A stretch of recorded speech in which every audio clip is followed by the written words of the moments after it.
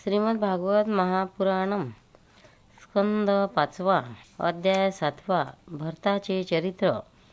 श्री शुक म्हणतात, महाराज भरत मोठे भगवत भक्त होते। भगवान ऋषभदेवांनी पृथ्वीचे रक्षण करण्यासाठी आपल्या संकल्पानुसार त्यांची नियुक्ती केली। त्यांच्या आज्ञेत राहून भरतांनी विश्वरूपाची कन्या पंचजनी हिच्याशी विवाह केला। जशी तामस अहंकारापासून शब्दादी 5 भूततन्मात्रे उत्पन्न होतात, त्याचप्रमाणे पंचजनीपासून त्यांना सुमती, राष्ट्रभूत, सुदर्शन, आवरण आणि धूमकेतू नावाचे 5 पुत्र झाले। ते तंतोतंत त्यांच्यासारखेच होते, ज्या देशाचे नाव अगोदरच अजानावर्ष होते, त्याच देशाला भारताच्या वेळेपासून भारतवर्ष म्हणतात। महाराज भरत बहुश्रुती होते। आपल्या पूर्वजांप्रमाणे स्वधर्माने वागून ते आपापल्या कर्तव्यात तत्पर असलेल्या प्रजेचे अत्यंत प्रेमाने पालन करू लागले।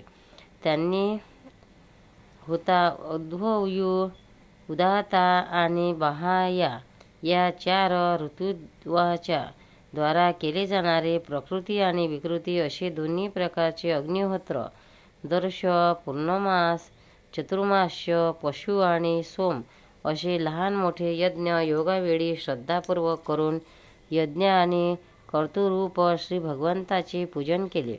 अशा प्रकारे अंग आणि क्रियासह भिन्न भिन्न यज्ञांच्या अनुष्ठानाच्या वेळी जेव्हा अद्भुतयू आहुती देण्यासाठी हवी हातात घेत असत, तेव्हा अजमान भरत त्या यज्ञकर्माने होणाऱ्या पुण्यरूप फळाला यज्ञपुरुष भगवान वासुदेवाला अर्पण करीत। वास्तविक ते परब्रह्मच इत्यादी सर्व देवतांचे प्रकाशक, मंत्राचे अर्थस्वरूप आणि त्या देवताचे सुद्धा नियंत्रक असल्याकारणाने मुख्य कर्ता आणि प्रधान देव आहे। अशा प्रकारे आपल्या भगवत्शबुद्धी कुशलतेने हृदयातील रागद्वेषादी दोषाचे निर्मूलन करीत ते सर्व यज्ञभोक्त्या देवाचे भगवंताच्या अवयवाच्या रूपात चिंतन करीत। अशा तऱ्हेने केलेल्या कर्माच्या भगवतपणाने त्याचे अंतःकरण शुद्ध झाले। तेव्हा त्यांना अंतर्यामी रूपाने हृदयकाशातच अभिव्यक्त होणाऱ्या ब्रह्मस्वरूप महापुरुषाच्या आकाराने युक्त तसेच श्रीवत्स, कौस्तुभ, वनमाला, शंख, चक्र आणि गदा यांनी सुशोभित आणि नारदादी भक्तांच्या हृदयात चित्राप्रमाणे निश्चलतेने राहणाऱ्या भगवान वासुदेवाच्या ठिकाणी दिवसेंदिवस वेगाने वाढणारी उत्कृष्ट भक्ती प्राप्त झाली। अशा प्रकारे 1 कोटी वर्षांनी राज्यभोगाचे आपले प्रारब्ध क्षीण झाले आहे असे जाणून त्यांनी आपण भोगलेली वंशपरंपरागत संपत्ती पुत्रांना योग्य तऱ्हेने वाटून दिली। नंतर आपल्या सर्व संपत्ती संपन्न राजमहालातून निघून ते पुलहाश्रमात हरिहर क्षेत्री गेले। या पुलहाश्रमात राहणाऱ्या भक्तांवर भगवंताचे फार प्रेम असल्यामुळे ते आजही त्यांना त्याच्या इष्टरूपामध्ये भेटतात। खाली आणि वर अशा दोन्ही बाजूंना नाभीप्रमाणे चिन्ह असणारे, शालिग्राम असणारी चक्रनदी, गंडकी नावाची प्रसिद्ध नदी येथील ऋषींचे आश्रम सर्व बाजूने पवित्र करीत असते। त्या पुलहाश्रमाच्या उपवनात एकांत स्थानी एकट्यानेच राहून ते अनेक प्रकारची पाने, फुले, तुळशीदळ, पाणी आणि कंदमुळे, फळे इत्यादी अर्पण करून भगवंताची आराधना करू लागले। त्यामुळे त्यांचे अंतःकरण सर्व विषयाभिलाषांपासून परावृत्त होऊन शांत झाले आणि त्यांना परमानंद प्राप्त झाला। अशा रीतीने जेव्हा ते नियमपूर्वक भगवंताची आराधना करू लागले, तेव्हा त्यांचा प्रेमावेग इतका वाढला की त्यांचे हृदय द्रवून शांत झाले। आनंदाच्या उर्मीमुळे शरीरावर रोमांच येऊ लागले।